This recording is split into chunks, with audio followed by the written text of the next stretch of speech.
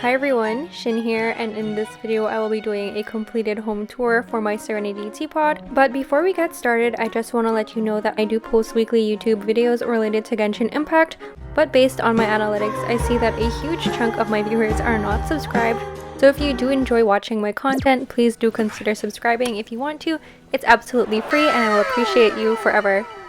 So now that that's out of the way, back to the video. This Teapot home tour will be for the Floating Abode Realm. Currently my Teapot rank is level 10 and I have 34,000 Adeptal energy. I did spend a good amount of effort to actually make it aesthetically pleasing, so this will be a full walkthrough tour, which will include the exterior of all the 4 different islands and the interior of the mansion.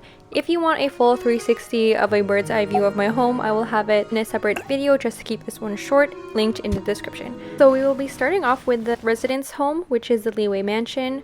And as soon as you enter, oh my god, it's actually nighttime, and this is actually weird because the floating abode doesn't have a night on the exterior, but its interior does. Anyways, for this tour, I want it to be during the sunshine.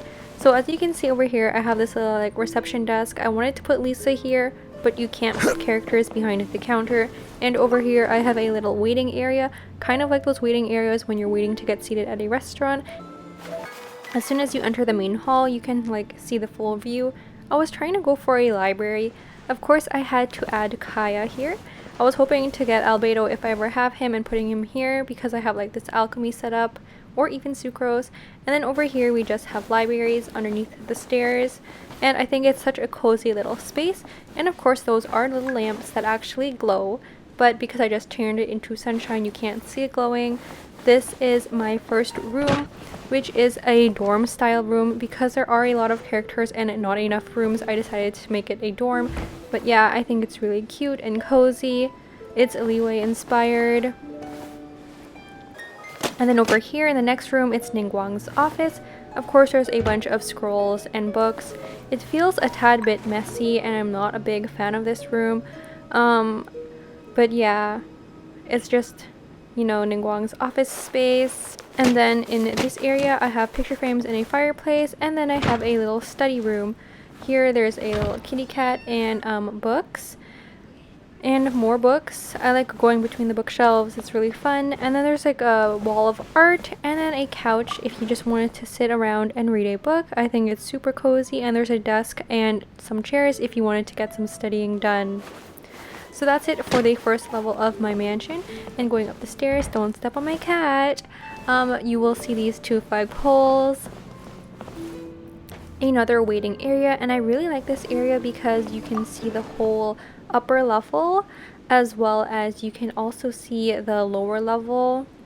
It just looks really pretty in my opinion. I'd like to be sitting here. And then over here I have more scrolls. And this room contains all the furniture from the Mimitomo event. I really like the Mimitomo furniture, which is why I wanted to use it.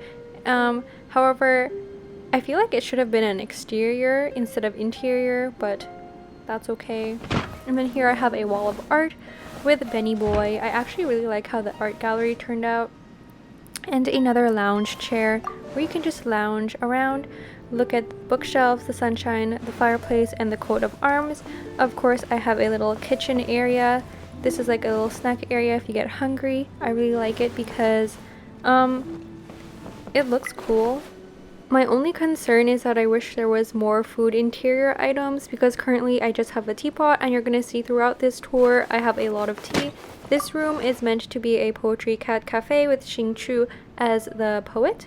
I wanted to add more stuff, but my load was full, so I couldn't do that, like adding lanterns and more wall art. So that's it for the interior of my mansion. So now let's go outside.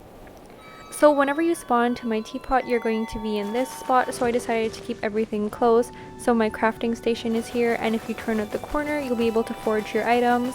You can also access this through the main entrance where we just were, but I usually just climb the boxes. So moving on to the rest of my town, you can go through this little tunnel to access it.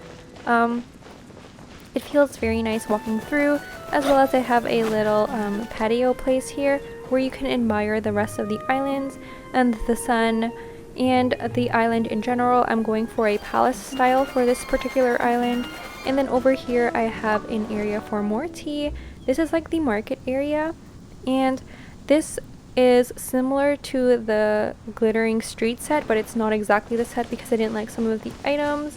I have a food cart here, a fireworks station, and you can sit again admiring the beautiful streets.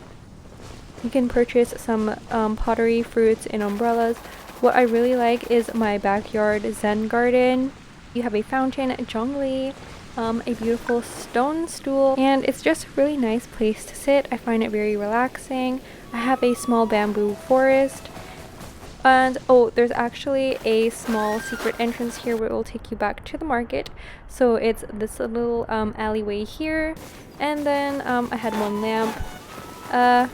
Yeah, I really like the backyard entrance. It just looks so zen. Ooh, look, my doggy came to follow me. Yeah, it just looks like really like a storybook, so I really like my backyard. And then over here I have another area for some more tea. I love drinking tea.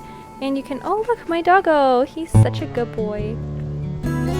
So now that we're exiting all the way to the next entrance, this is how my island looks from the other mini island. And now we are entering the second island. So this one is meant to be a small village. Again, I have everything close together, a small bench where I can sit, again admiring the little village view. Over here, this is more like my pottery crafting station. So here's the pottery, some tea, like the ceramics for the pottery. Another place where you can admire the view and have some tea. Here I have a designated camping site. I think it's really cool with the little tent and books, and then there's a wild boar. And then if you climb up this little mountain, you will see my villager house with a well, another cute tree, and again, you guessed it, more tea. It's just really pretty because you can admire the little village. And then this is the market where you can buy stuff, vegetables, and this section is a small restaurant with food carts. And then Chi-Chi's there with her like little food stuff. I just think this is like little villager vibes, and I think it's really cute, you know. And then walking away and leaving this island, you will just see those stone lion statues. So now this is my third island. This is probably my favorite island for my teapot.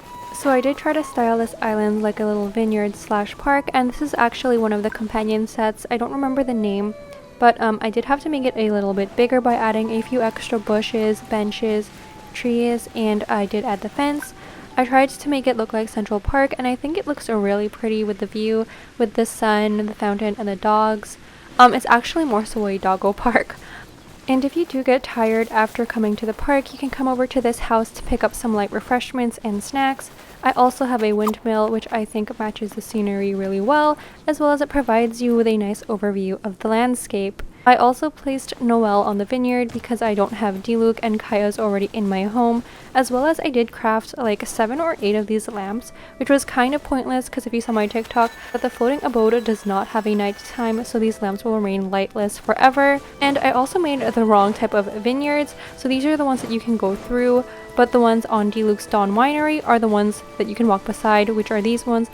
Regardless, I'm still happy with how the vineyard turned out, and again I have another fountain on this side, a wishing well, and that's it for my vineyard island. That's its view from afar, and now finally the last island. So I actually don't have much on this island, like the load is green. And I chose to craft a lot of these stone lions because it was one of the 4-star items that give you a high Adeptal energy, and it was more efficient compared to the screens because it just required iron chunks and a no silk or dye.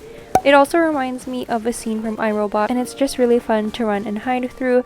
And then over here I have a small Adeptal shrine with the glowing Adeptal rocks. I just think it's really pretty. So that's it for my teapot tour. I hope you enjoyed. Don't forget to smash that like button and leave a comment, as it really helps the algorithm push my videos out there. Thanks again for watching, and I will catch you in the next one. Bye!